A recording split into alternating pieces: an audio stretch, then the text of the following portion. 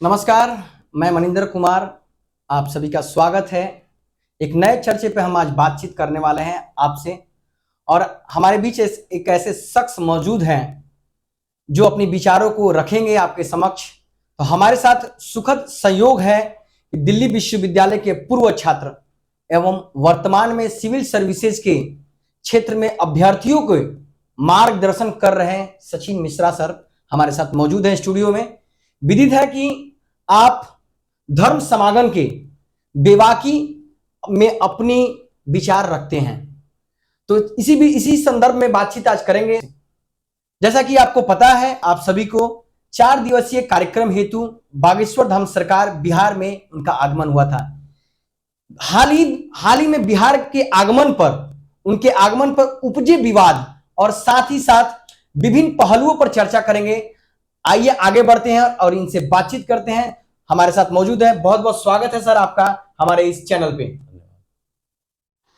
तो पहला सवाल है कि बागेश्वर सरकार बिहार के आगमन पर अपने नजरिए से क्या अनुभव करते हैं? देखिए, सबसे पहले तो हमें ये जानना होगा कि हमारा जो है भारत लोकतंत्र है। We have adopted parliamentary form of government. तो अगर जब भारत आजाद हो रहा था, इनफैक्ट जब भारत आजाद हो गया, तो उस समय हमारे नेताओं के बीच में जो सबसे बड़ी जो चर्चा थी वो अधिकारों को लेकर थी कि अधिकार कैसे होंगे। उन्हीं अधिकारों में एक मूल अधिकार की बात की गई थी, और मूल अधिकार भाग 3 में है, जिसमें आर्टिकल 25 से लेकर 28 तक धर्म और उपासना की स्वतंत्रता है।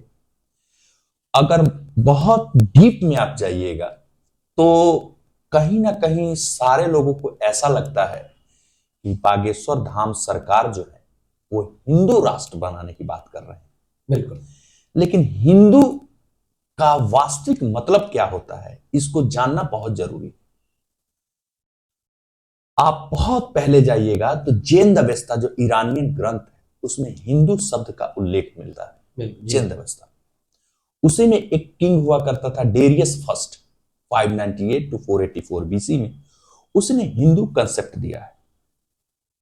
अभी हाल फिलहाल, चूंकि अब हम लोग बहुत इतिहास में नहीं जाएंगे कि हम इस पे थोड़ा सा अपने चर्चे को मतलब कॉन्सोलिडेट में इस चीज को बता। देखिए, हमारे दर्शक आपको देख पा रहे हैं, इस पे जितने भी पहलू बात है जी, जो भी पहलू है, बागेश्वर धाम सरकार क्यों आए बिहार में, उनकी राजनीतिक दृष्टि में क्या उनको माना जा रहा है, नहीं, उनका क्या संदर्भ, उनका क्या कहना है, वो किस लिए आए थे बिहार में, इस सभी बातों पे आपको अपनी विचार रखना है। और आप अपने विचारों पे किस प्रकार से लोगों को बता सकते हैं कि बिहार में बागेश्वर धाम सरकार क्यों आए थे? देखिए, सबसे पहले हमको ये भी जानना जरूरी है कि आपने, वही मैं बता रहा था मूल अधिकार के बारे में, कि ये तो संविधान ने ही हमें राइट दिया है कि आपको अपने धर्म और उपासना की स्वतंत्रता का अधिकार है। अभी हाल फिलहाल में मद्रास उच्च न्यायालय का एक, अगर आप ऑर्डर को देखिएगा तो उसमें ये कहा गया है कि धर्म को अगर आप बढ़ावा देते हैं, धर्म का प्रचार प्रसार करते हैं, तो उसमें आपको किसी तरीके का आप पे पनिशमेंट नहीं लगेगा, किसी भी तरीके का कुछ नहीं लगेगा, बशर्ते, हाँ, लेकिन एक चीज है कि वो जो धर्म में जो भी चीजें बोली जाती है वो कहीं ना कहीं बंधुत्व की भावना को खत्म ना करे। और बागेश्वर धाम का सरकार का बिहार आना जो 4 दिवसीय दौरे था, अभी आपने देखा कि 13 तारीख से लेकर 17 तारीख तक था।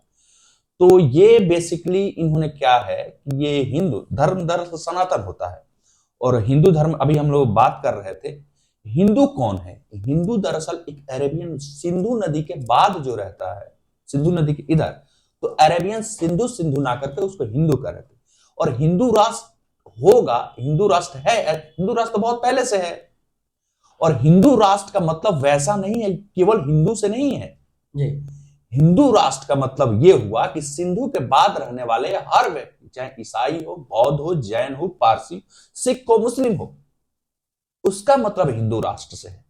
हिंदू राष्ट्र को यहां पे वाद विवाद, हिंदू क्या है कि तर्क और वाद विवाद की चीजों पे आधारित, और हम तो गणराज्य के मतलब पोषक है। जब दुनिया के सभ्यता के लोग पेड़ पौधे पे रह रहे थे, उस समय हमने लिच्छवी गणराज्य का कंसेप्ट दिया।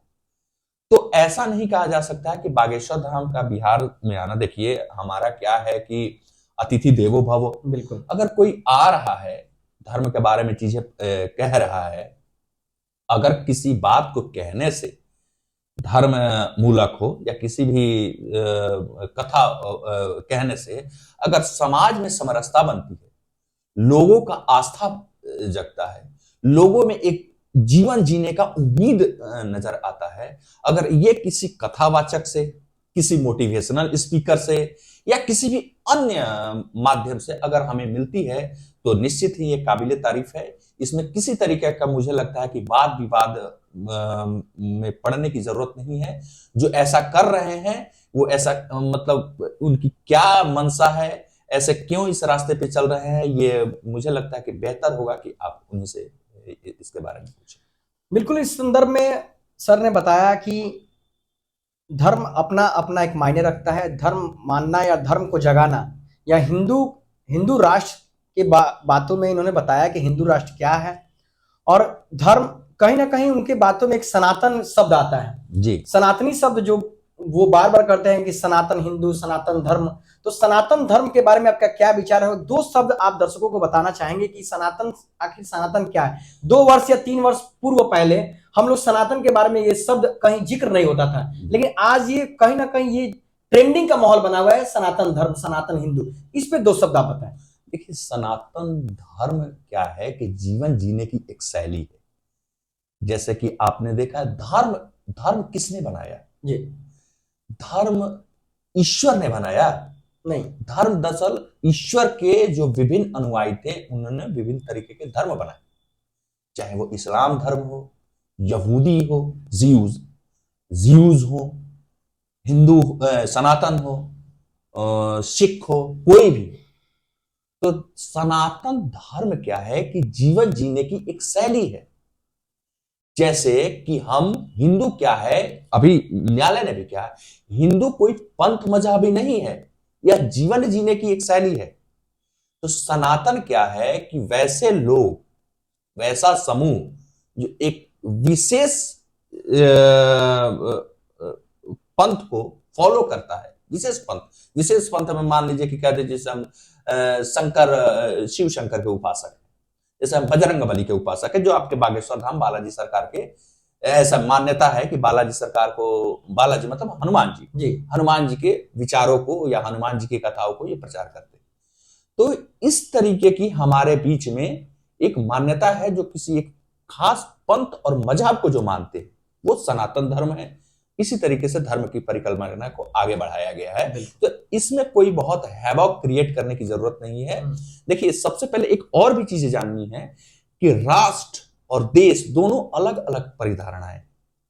राष्ट्र वो होता है जिसमें विभिन्न तरीके की सभ्यता, संस्कृति, कल्चर, सिविलाइजेशन के लोग आपस में इंटरमिंगल होकर रहते हैं, इंटरमिक्सिंग में रहते हैं।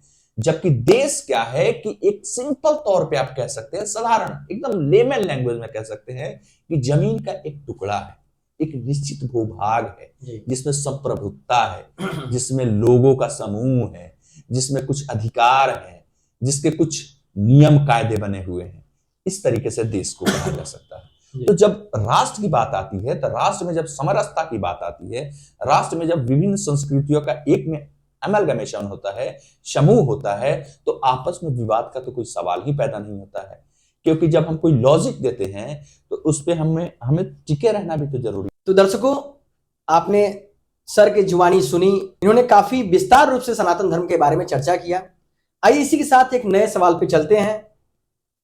सर, ये जानना चाहते हैं कि क्या बागेश्वर धाम की सरकार के पास कोई जादुई छड़ी है, जो अपने दर्शनार्थी जो भी उनके पास आते हैं वो अर्जी लगाते हैं, उनके पास वो उनका वाईफाई कनेक्ट हो जाता है? कैसे वो लोगों के बारे में, लोगों के मनसा को पढ़ लेते हैं और उसी मनसा के बारे में बता देते हैं कि है क्या, कि आपके अंदर क्या चल रहा है? क्या उनके पास कोई जादू की छड़ी है, कोई वाईफाई कनेक्शन लगाया क्या? ऐसा वो बोलते हैं खुद। देखिए, सबसे पहले तो हमको ये जानना जरूरी है कि बागेश्वर धाम सरकार ने खुद ही इस बात को बहुत बार बताया है कि हमारे पास कोई जादू की छड़ी नहीं।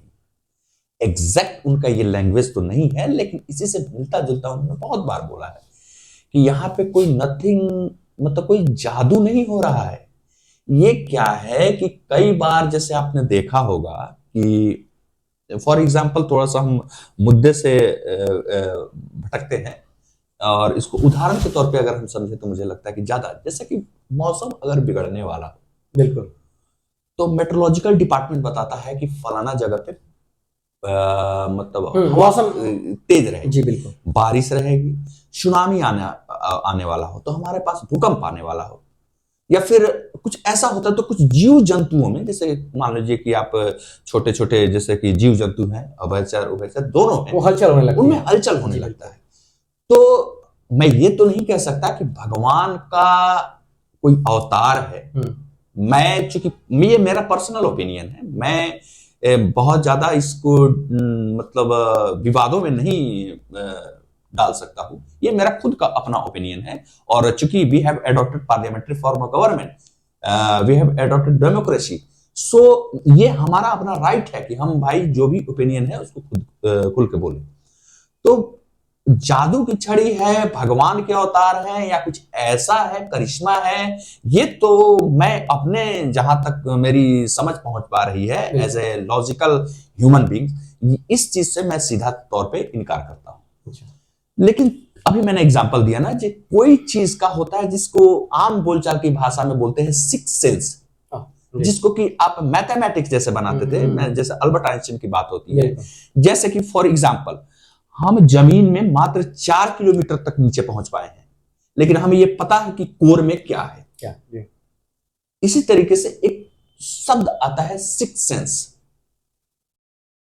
इसमें क्या होता है कि किसी किसी का जो सिक्स सेंस होता है वो आपके साथ होने वाली घटनाएं परिघटनाओं को अच्छी तरीके से रीड करता है, और एक मैथमेटिकल टर्म होता है प्रोबेबिलिटी, प्राइट, इसके आधार पे वो बता सकता है कि हाँ आपके जीवन में क्या कुछ, चूंकि आप किस हालात में आए हैं, आपके साथ क्या हुआ होगा, आपके साथ क्या होने वाला होगा।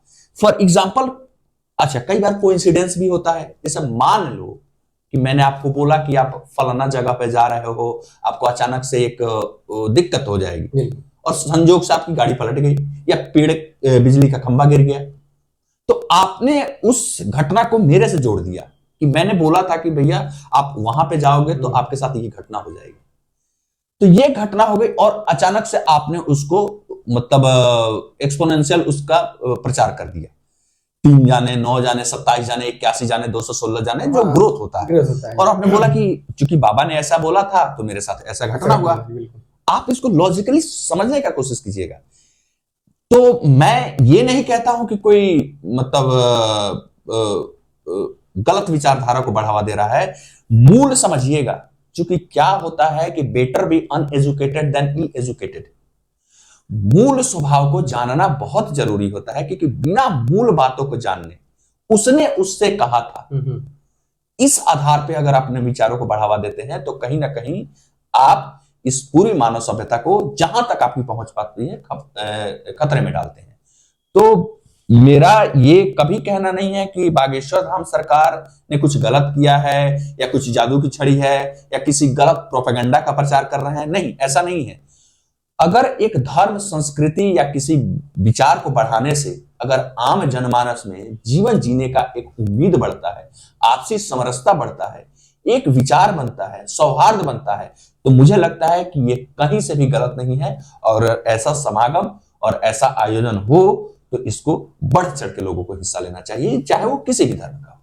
बिल्कुल, जैसे आपने कहा कि लोग तो बढ़ चढ़ के हिस्सा तो ले रहे हैं।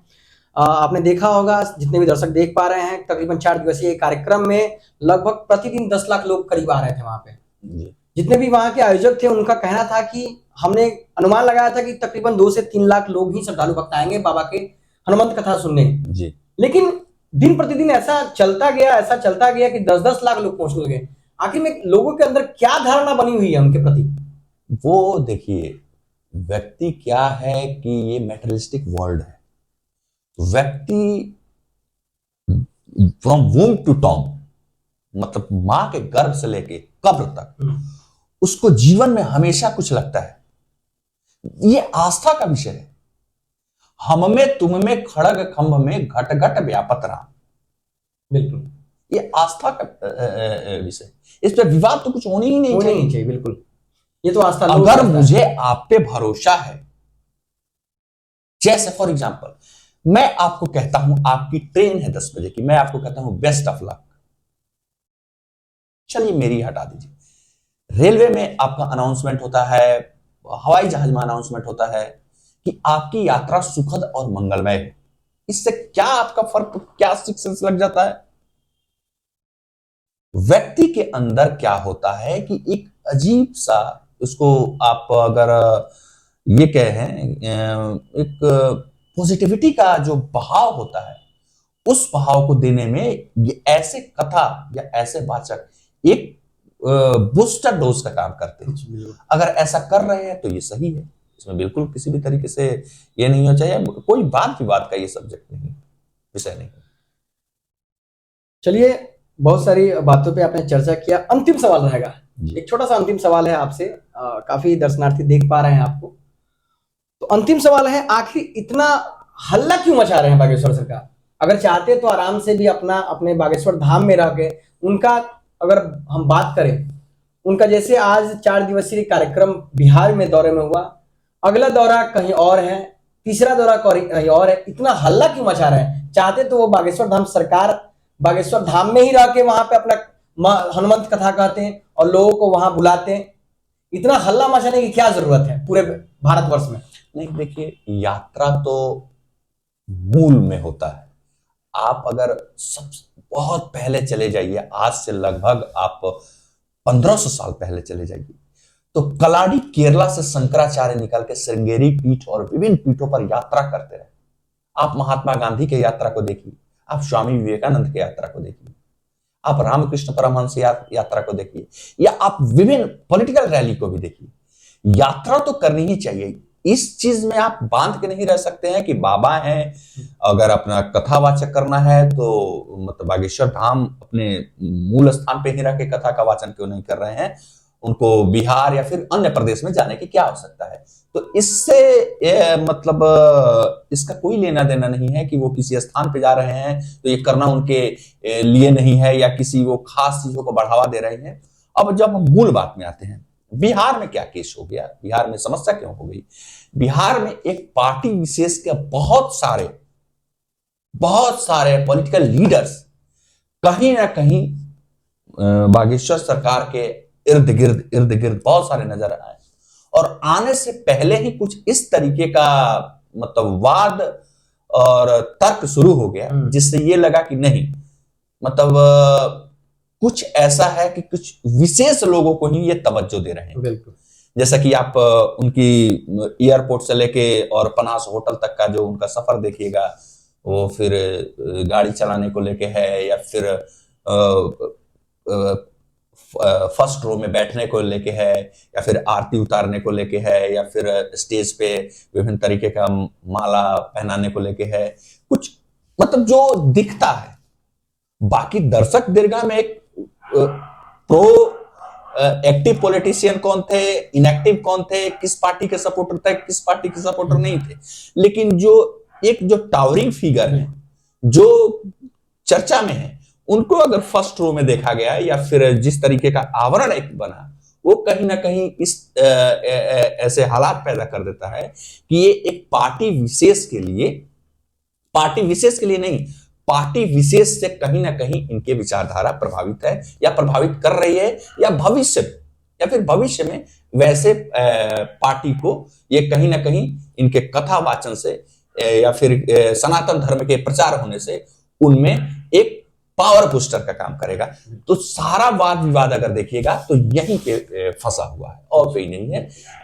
अंततः मूल यही है कि भाई, अगर किसी भी तरीके के कथावाचक हो, धर्म का प्रचार हो रहा हो, अगर धर्म से समरसता फैल रही हो, तो ऐसे चीजों का सबों को चहुओर से और हाथ फैला के स्वागत करना चाहिए। जैसा कि सर के द्वारा आपने सुना, मैंने 3 सवाल सर के समक्ष रखा। सर ने इस पे थोड़ी थोड़ी बहुत सारी जानकारियां उपलब्ध कराने की कोशिश की आप लोगों के लिए, कि आखिरकार सनातन धर्म, बागेश्वर धाम सरकार, बालाजी सरकार, इन कुछ मुद्दे जो अभी हाइलाइट्स मुद्दे हैं, बहुत सारे लोग ऐसे हैं जहां पे वाद विवाद भी कर रहे हैं बागेश्वर धाम सरकार को लेके। तो कहीं ना कहीं इन सवालों के साथ जो जवाब आपको मिला, तो कहीं ना कहीं ये आपको जवाब मिल चुका है कि बागेश्वर धाम सरकार हिंदू धर्म के बारे में प्रचार प्रसार कर रहे हैं, ये कोई गलत नहीं है। अपना धर्म प्रचार प्रसार करना किसी के रोक टोक नहीं है, ये भारत धर्मनिरपेक्ष देश है। इसी विषय वस्तु पे हम आपसे विदा लेना चाहेंगे। बहुत बहुत नमस्कार। यदि आप मेरे इस वीडियो को देख पा रहे हैं हमारे दर्शक, तो यदि आप अधिक से अधिक शेयर करें और हमारे चैनल को सब्सक्राइब करें और अपने दोस्तों में इसे अधिक से अधिक शेयर करें और बढ़ाएं। बहुत बहुत नमस्कार।